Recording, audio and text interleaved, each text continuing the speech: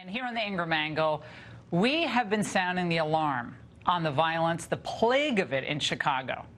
Almost a year ago, we committed an entire hour to put the spotlight on the liberal city overrun with crime. Its gang violence problem has reached epidemic proportions. And it's not just the level of violence in the city that's the problem. It's the lack of justice. They burnt him alive in a garbage can. He wasn't in a gang. He didn't do drugs.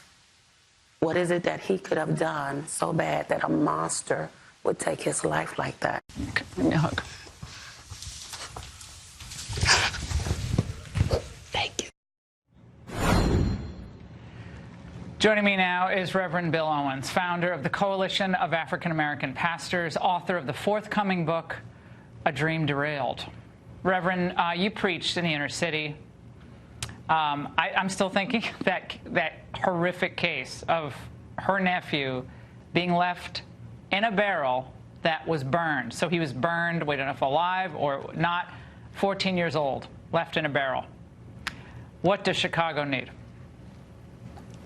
Chicago needs spiritual leadership. Politicians cannot solve these kind of problems.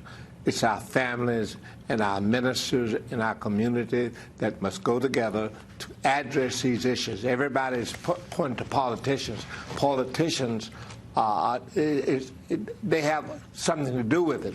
But the ministers, the families, has more to do with it than politicians. And, Pastor, this has been such a difficult, week for the country. A white nationalist takes out all these people. It is horrific. In El Paso, another shooting in the same time period in Dayton, Ohio. And yet a lot of folks at the same time were saying, of course this is horrific. But why is there not the attention, even after we had a president 8 years from Chicago, Barack Obama, why isn't there not a sustained effort to curb violence in places like Baltimore, Chicago, St. Louis, goes on and on?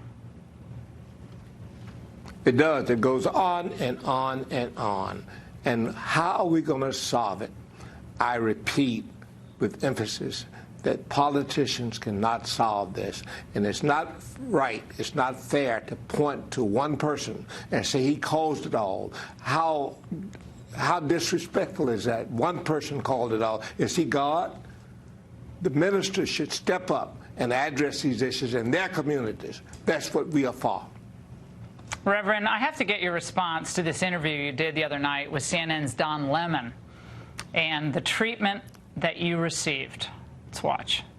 Any concern for you that the president used this meeting with black leaders to insulate himself from that criticism? I know it's hard for you. You think it's hard to believe that Trump is racist, but he's repeatedly used racially charged language. It sounds like you're condoning attacks. Is that Christianly or godly?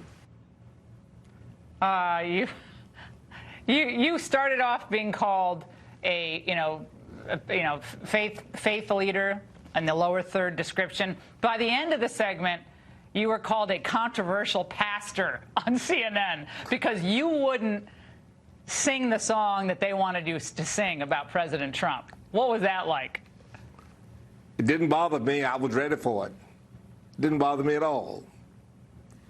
When you come from where I came from, the Deep South, where people were killed, they're talking about what's happening now.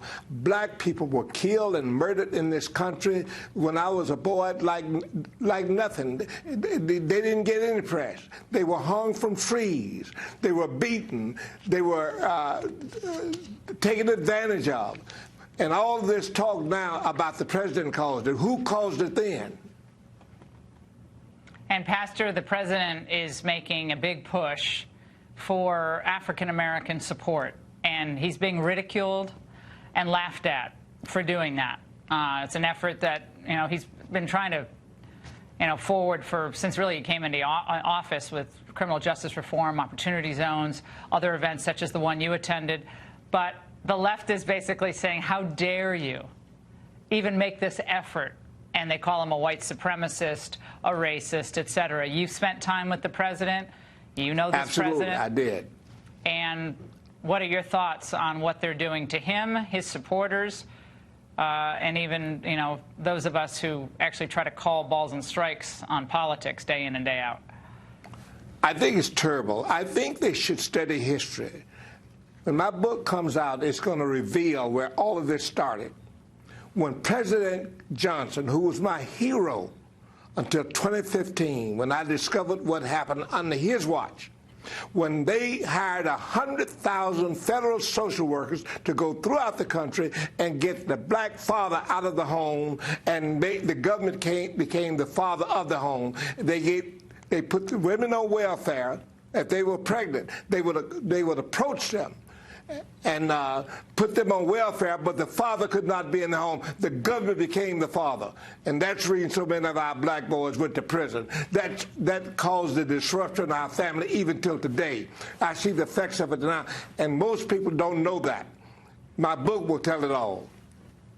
Well, Pastor Owens, the left and Democrats, I mean, they want to shut down this conversation about a spiritual loss in our country. They want to shut it down. And they want to call anyone who raises questions about, you know, various policies as racist, as white supremacist, or you're anti-immigrant. If you believe in legal immigration, you're now anti-immigrant. This is the level of discourse we've gotten to. And none of us are perfect. I'm sure everybody gets hot under the collar every now and then, and that's fine. But this is now at a point where people's lives are being taken, and other bloodshed could occur because of the demonization game. And I think a black conservative today, because I work for Justice Thomas, I mean, their people are, you can say anything about an African-American conservative because they're demonized to such an extent.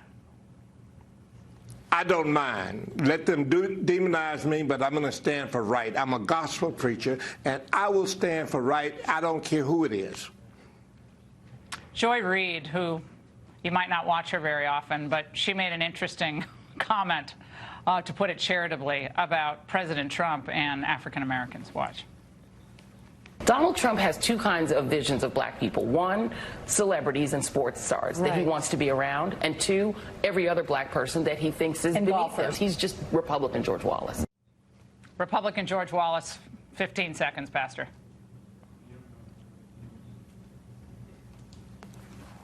Your thoughts on that demonization? It's natural. They come at President Trump with all of these issues.